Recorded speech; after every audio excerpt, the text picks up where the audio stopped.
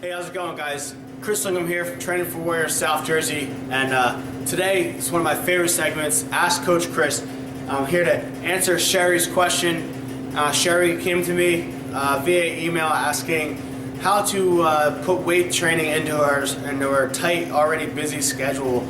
She was doing conditioning or cardio workouts, 5 days a week, and was already fixing her nutrition, and now she was looking to add a little bit of resistance into her training.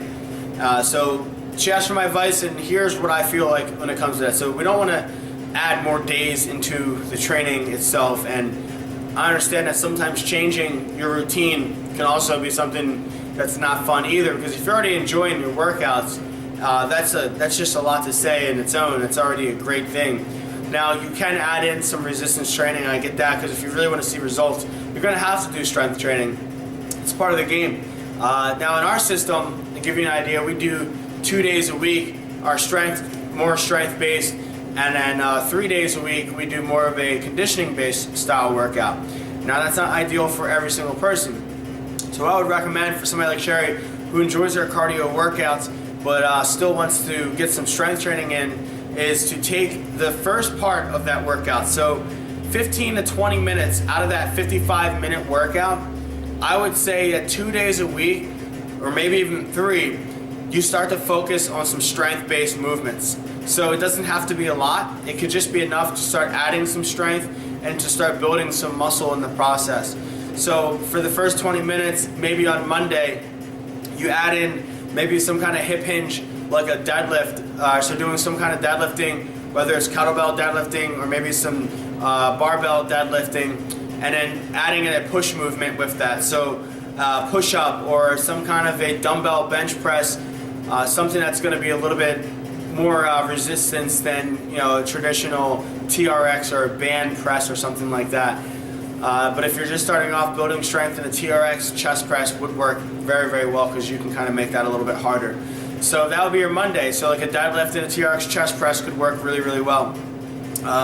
On that Wednesday, I would say adding in some kind of a lunge or a split stance type exercise. So maybe a split squat, or a lunge, a reverse lunge or a forward lunge if your knees permit that kind of movement pattern.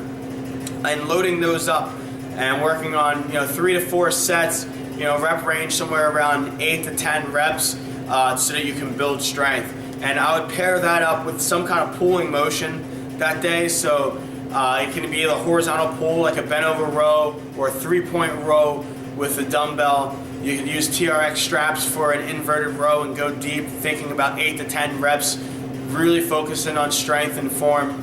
And then on your Friday, I would say adding in some kind of squat. So a bilateral squat, meaning both legs are even. So maybe a kettlebell goblet squat if you're just starting off, working your way up to some front squatting, maybe even some barbell back squatting, and then adding in another pulling exercise, maybe making actually time for a pulling and a pushing exercise. So if you are able to do chin-ups, that's a great exercise, or maybe a lat pull-down if you don't have, if you're not able to do a chin-up just yet. You could also do an overhead press action, so maybe some single-arm dumbbell overhead presses, really focusing once again on strength. So you're looking at 8 to 10 reps, and that's going to be a good rep range for a beginner trying to build strength. As you start to progress into the later months, you're going to want to kind of drop those reps down a little bit and add some more of the resistance, and maybe hit like 4 to 5 sets on some of those exercises. But if you were to add in something like that, and you don't have to do 3 days, you can just do 2 days of that.